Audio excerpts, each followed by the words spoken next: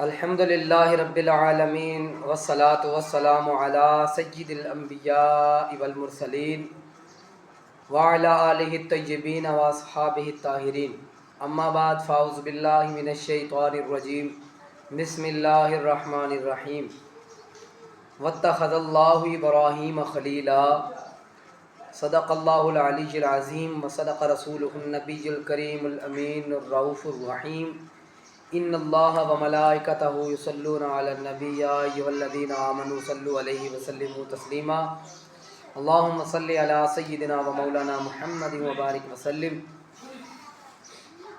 الصلاۃ والسلام علیک یا سیدی یا رسول اللہ الصلاۃ والسلام علیک یا سیدی یا حبیب اللہ۔ ناظرین کرام، محترم المقام میرے دوستو اور میرے یوٹیوب چینل کے ناظرین، تمام دوست خیریت سے ہوں گے۔ آج میرا ٹاپک ہے حضرت ابراہیم علیہ السلام کی شان بیان کرنا۔ دعا ہے اللہ خالق و مالک میری چند منٹ کی گفتگو قبول فرمائے۔ سب سے پہلے میرے چینل کو قاسمی ٹی وی اس کو سبسکرائب کر لیجئے۔ آئیے اچھی نیتوں کے ساتھ یہ جو میں آپ کے سامنے بیان کر رہا ہوں کہ اللہ تبارک و تعالی نے پارہ نمبر 5 رکوع نمبر 14 میں فرمایا واتخذ اللہ ابراہیم خلیلا۔ قرآن پاک میں اللہ پاک کا ارشاد ہے، اور اللہ تعالیٰ نے حضرت ابراہیم علیہ السلام کو اپنا گہرا دوست بنایا۔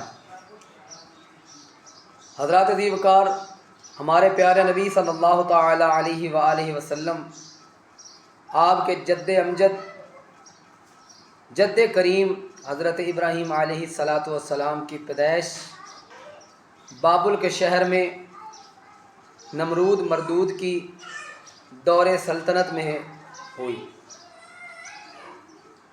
اور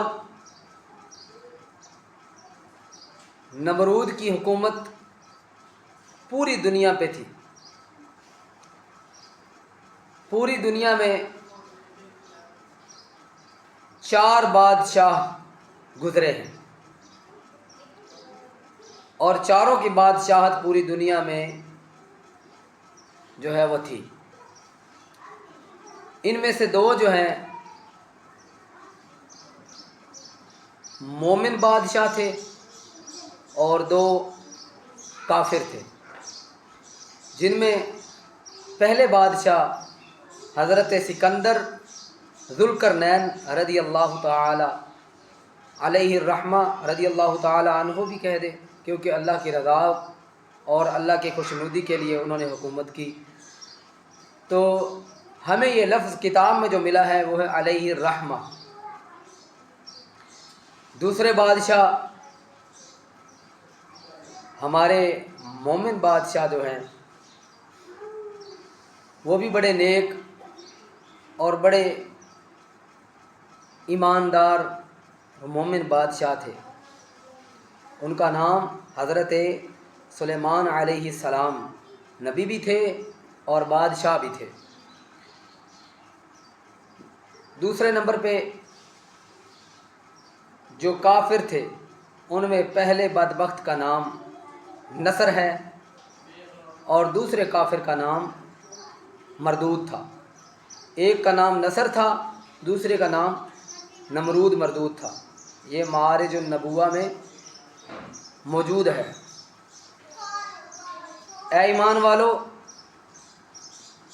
قربان جاؤں آقا کریم علیہ السلام کی شان پہ کہ جنہوں نے پوری دنیا میں دونوں عالم میں جن کی بادشاہت تھی، جن کی بادشاہی تھی، آپ کا شان، آپ کا مرتبہ اللہ تبارک و تعالی نے قرآن مجید میں بیان کیا، اور عشاقان رسول صلی اللہ علیہ وآلہ وسلم بھی اسے بیان فرماتے ہیں، اور فرماتے رہیں گے قیامت تک۔ اللہ تبارک و تعالی اگلا جو ٹاپک ہوگا انشاءاللہ وہ کل آپ کے سامنے بیان کیا جائے گا کہ اللہ تبارک و تعالی نے حضرت ابراہیم علیہ السلام کو اپنا گہرا دوست بنایا اور ان کے امتحانات کس طرح ہوئے. پہلے امتحانات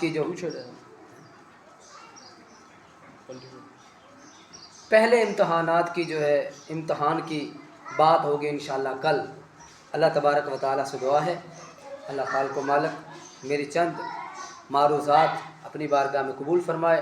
اور میری اس بات کو آخر میں سوال ہے کہ حضرت ابراہیم علیہ السلام کے والد محترم والد ماجد کا نام کیا تھا؟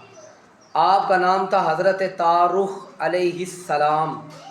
حضرت تارخ علیہ السلام. اور آپ کی والدہ کا نام بعض روایات میں بتایا گیا ہے لیکن امیلہ رضی اللہ تعالی عنہ.